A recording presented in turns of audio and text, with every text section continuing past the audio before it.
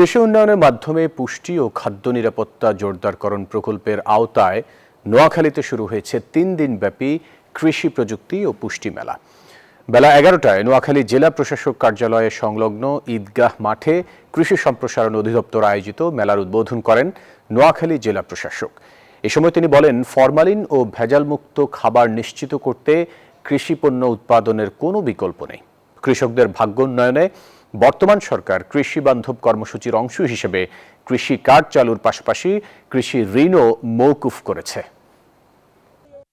মানুষকে বিভিন্ন ফল এবং পুষ্টি সম্পর্কিত পুষ্টি জ্ঞান সম্পর্কে তাদেরকে ধারণা দেওয়া, কোন ফলে কী ধরনের পুষ্টি থাকে সেই বিষয়টি সম্পর্কে মানুষকে একটু সচেতন করা। কৃষিতে যে সেচ সুবিধা, সাশ্রয়ী সেচ সুবিধা, মালচিং পদ্ধতি, বিভিন্ন প্রযুক্তি আমরা এখানে দেখেছি। আমরা বিশ্বাস করি আমাদের কৃষক সমাজ, আমাদের ছাত্রছাত্রী, শিক্ষার্থী সহ মেলায় যারা আসবে তারা এই মেলার মাধ্যমে উপকৃত হবে।